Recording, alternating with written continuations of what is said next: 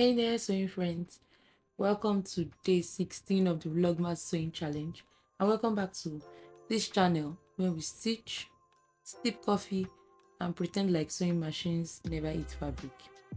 Today's project is practical, cute, and honestly is going to make your life a lot more organized while making the grab and go box pouch. Now grab your supplies and let's get sewing.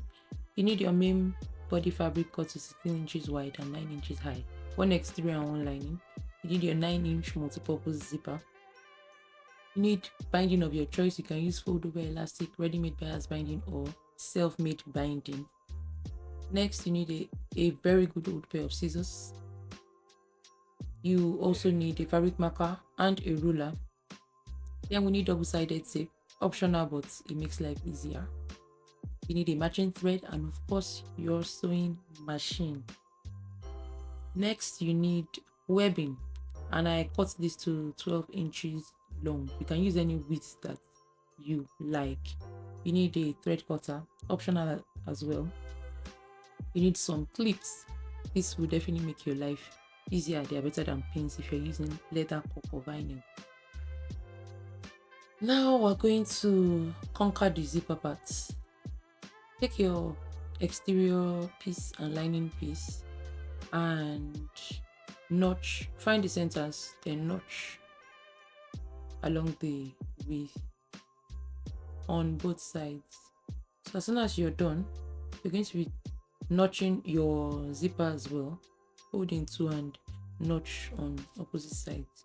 You're now going to take your lining fabric and you're going to lay it right side up. Then you're going to place the zipper right side up as well along that 9-inch edge. Then you're going to clip in place. You take your sewing machine and you're going to be basting at about 1/4 of an inch from the edge. As soon as this is done, you take your exterior piece and you're going to lay it on this zipper right side down, so the right sides of both the lining and exterior are facing each other, and also the lining, the right side of the exterior and also the right side of the zipper too are facing each other. Pin or clip everything in place. Head over to your sewing machine. You're going to be sewing using a 3/8 inch sewing allowance.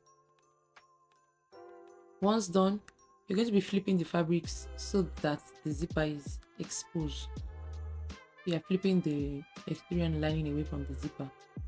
Press it flat. So if you're using vinyl like I'm using right now, you might have to use your fingers to press this flat. And you're going to be top stitching at 1/8 of an inch away from the seam. Now we're going to do the same thing on the other side. You'll be laying the other side of your lining piece right side up, and then you're going to lay your zipper right side up as well on that, and then lay your exterior piece right side down so the right sides of lining and exterior are facing each other. Clip in place. You take to your sewing machine and you're going to be sewing at 1/8 of an inch from the edge, just like we did before. You're going to flip the fabric so that the zipper is exposed, and then top stitch about at about 1/8 of an inch from the seam edge.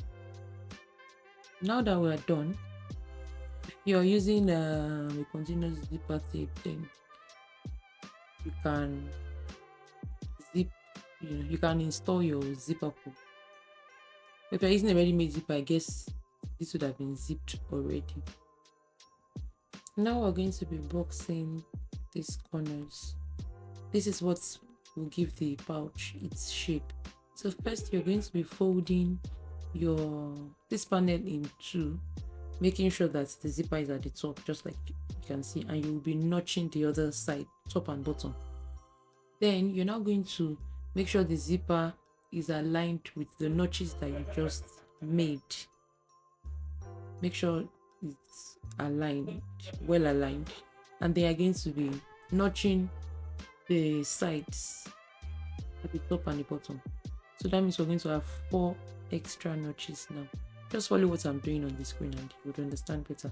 As soon as this is done, you're going to turn this panel to the wrong side, and the same way you just finished notching, you're going to turn it that way and arrange the panel so that your zipper is centered.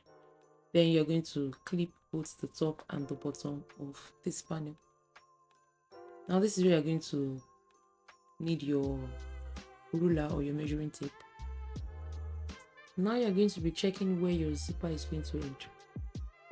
It's where your zipper end is.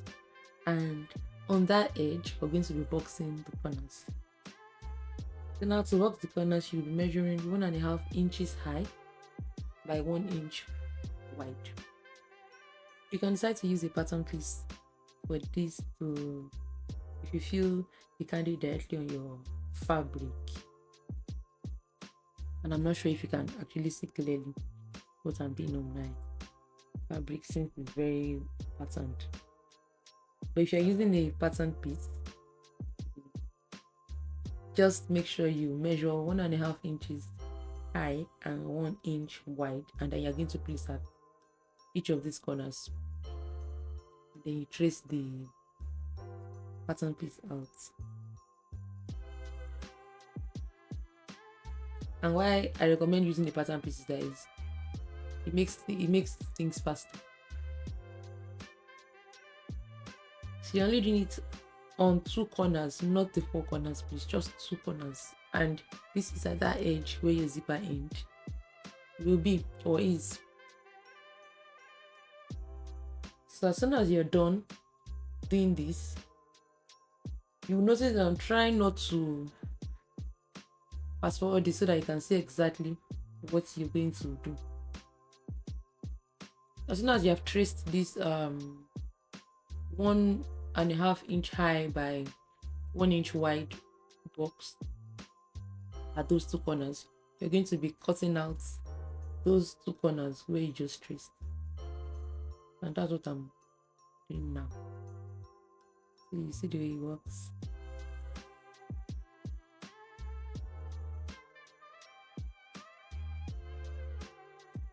So when is when you're going to take out the clips and you're going to now rearrange this panel again so that the lining is separate, the exterior is also separate, but they will be on top of each other.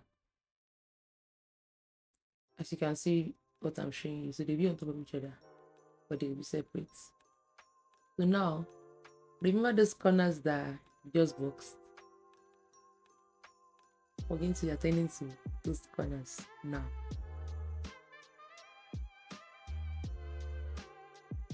Now you're going to stitch the bottom first. You notice that the bottom edge is now shorter. That's for the corners that you just boxed.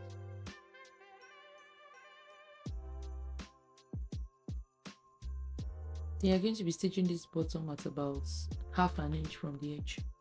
When you're done, you're now going to box the corners by matching the bottom seam with the fold on the side. You're going to start boxing with the exterior corners, then you're going to box the lining corners as well, and then align the lining corners that you just boxed with the exterior corners you boxed earlier. Then you stitch at about 1/2 inch from the edge. Now you're going to be pulling the exterior out of the lining. So not really out, you make sure you arrange it in such a way that the exterior will now be inside the lining, so the lining will be right side facing you, and you're going to be basting around the raw edges. So this is the other side that was not boxed. Then on the exterior, you're going to be marking 1 inch from the zipper on both sides, and this is where we're going to be placing our webbing handles. So after this has been marked, you place the webbing handle just outside these marks.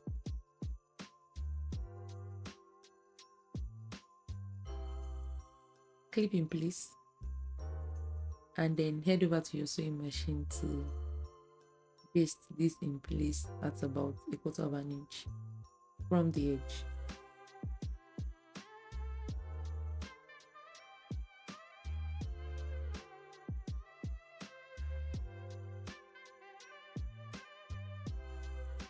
Once this is done, we're going to be sewing this edge, which is now our top edge short.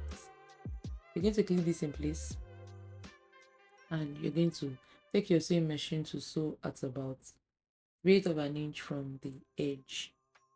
As soon as this is done, you would now fold the sides towards the zipper. Make sure it does not get to this, but it should be at maybe about 1/4 of an inch from the zipper, or maybe like 3/8 of an inch.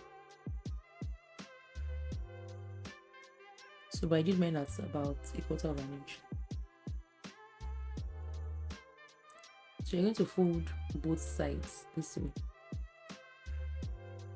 So this is why you should not use a heavy fabric, because if the fabric you use is very heavy, at this point your machine might not be able to handle the ball.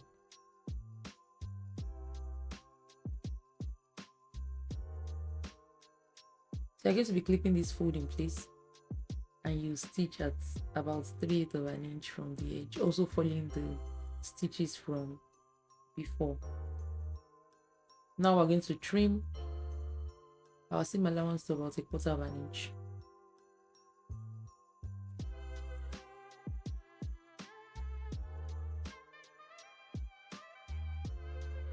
And we're going to be covering this raw edges, or this raw edge, with binding.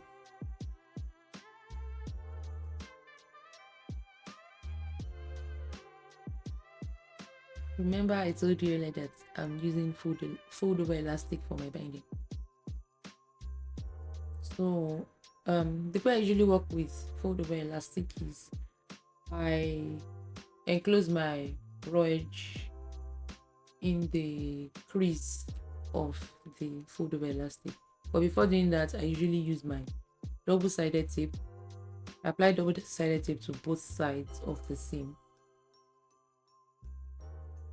and then I lay my fold over elastic on that, on both sides. It just helps to keep things in place while I'm sewing.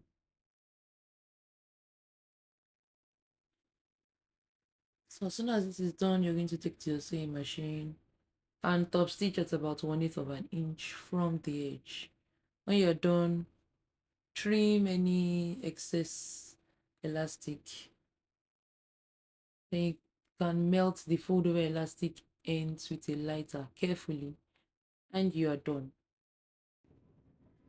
Now turn your pouch to the right side by opening the zip.